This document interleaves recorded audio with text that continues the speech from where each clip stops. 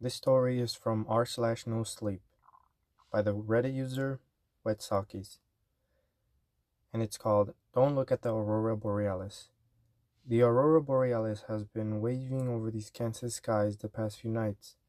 It's absolutely breathtaking, and something I never thought I'd get the chance to behold. I didn't think it'd be one of the last things I saw, though. I don't recommend you look if it's over you. See, an hour ago, I was watching some horror drama series, smoking a joint, happy as can be. My black lab Shadow started pawing at the basement door, which is my signal that he needs to relieve himself. My joint was done anyway, so I put it out, paused my stream, and tossed my phone to the couch. I've heard about the northern lights making their way to our skies, seen pictures from my friends, but hadn't gotten the chance to see it with my own eyes. When I walk out onto the back patio, it's nearly pitch black. Nothing new, considering all my neighbors aside from the one directly next door have kids and go to bed rather early. Everyone's got homemade privacy fences via some trees and very overgrown weeds, which lends a hand in blocking any light. Shadow darted off into some corner of the yard as he always does. The air was chilly, so I'd pulled my sweater just a little closer around me, and that's when I saw it. The pink lights dancing in the distance. They weren't directly over my head, but if I stood in one particular spot, I could see it. At first, I almost cried. It was beautiful. It waved and danced, made me grateful for being alive, being on this planet and getting to experience things like this and like that. I stared at the sky for what felt like forever, until the grass rustling and a bark grabbed my attention.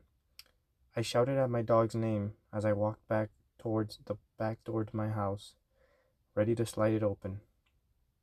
I hear Shadow's footsteps start barreling towards me.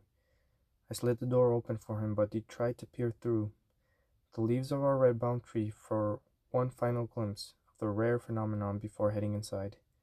Shadow's collar jingled just as he ran past me into the house. Even though I'd heard his footsteps, he seemed to almost appear out of nowhere from the shadows and into the moment of the light. He was running so fast, it was a blur of black as he darted past me inside and up the stairs. I felt my heart skip a beat, but chalked it up to anxiety from smoking. I locked the door and closed the blinds before heading back to continue couch riding, but stopped in my tracks. When I got to the top of the stairs, Shadow was standing in the middle of my living room, staring at me. I laughed at myself, and I told him to stop being creepy, figuring we would both go for a little treat. I walked past him and into the kitchen, an ice cream pop for myself and a pig ear for Shadow. Normally the crinkle of the bag is enough to make him come running. I'd all put it back, and he still hadn't come to claim his price. I call his name again, then peer out into the living room. The ice cream in my hand falls to the floor as a scream rips from my throat. Shadow looked like Shadow, but he was now actively morphing into some stretched and skewed version of him. I heard snapping as he grew unfathomably quick. I'll add before his neck became too long to hold up on its own. His head fell to the wooden floor with a thud. My dog, or what was my dog, smiled. Then with his newly elongated limbs started pushing its bursting body towards me with too fast of a pace. I don't think I've ever run so fast in my life. The stairs to my attic area, where my bedroom is, are luckily accessed through the kitchen. I sprinted up them, straight into my room and slammed my door shut, just as two large of paws thought up the stairs after me. I've always loved that my space was hidden pocket doors, but now I've not so keen.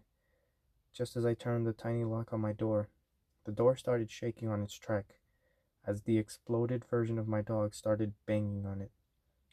I thought myself brilliant for choosing the bedroom over the office or the closet, since this room is the only one of three with a window.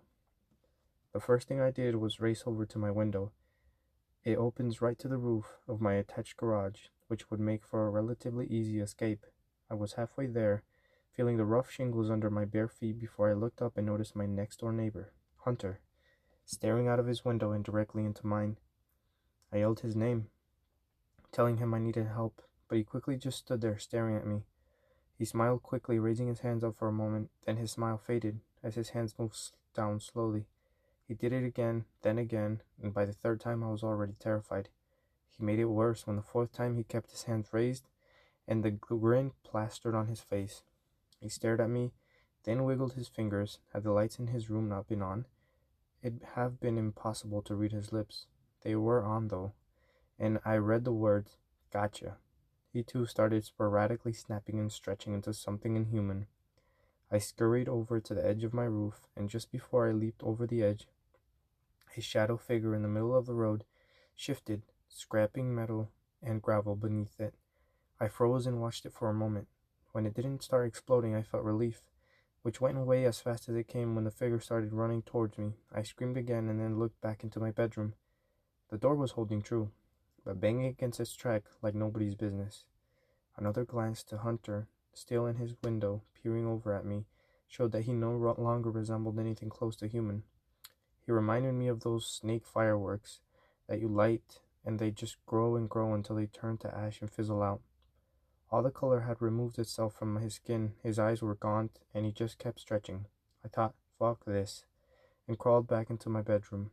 That's when the banging on my door stopped, and the singing started. And verily, merrily, but here quite contrarily, why don't you let me in? Don't be afraid, I'll be quick, let you live, I promise, just want your skin. Why don't you let me in? I scrambled for my phone for almost a full minute before I realized I felt it on the couch. Thankfully, my laptop still has a bit of juice in it. Shitty thing is nothing of my messages will go through. I can't send chats, emails, nothing. I've run out of options, so I'm going to try posting this as a last-ditch effort. I'm not sure what to do. Has everybody else experienced this shit? What the fuck do I do? The fucking thing that took over my dog won't stop singing. The same thing over and over, though the lyrics have changed in the last few seconds. Why don't you let me in? Let me in. Let me in. Let me in. Let me in.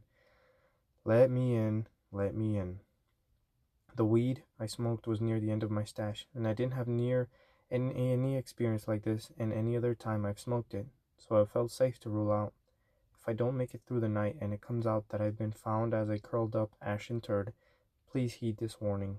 Whatever is making these Midwestern night skies pink and red isn't the northern lights. I think it's something evil. If you do get a glimpse, you might just want to let them in, because right now, that's the only thought running through my head. That and a jingle that's becoming incessant enough I'm starting to hum it. Quite contrarily, I'm here, and very merrily I think I'll let them in. I won't be afraid, don't be quick, let them live. They just want my skin. I think I'll let them in. The end. Thank you for everybody that stayed to the very end. This is a new series of channels for longer versions of stories, scary stories, and you can check out my Instagram and TikTok. If you would like to subscribe and turn on your notifications, leave a like and a comment. Any stories you guys might recommend, I'll be more than happy to read them. I hope to keep making series like this. I will post once a day on YouTube, every day except Sunday, 10 p.m. or 9 p.m. Eastern Time. Thank you for watching the video, and have a good night.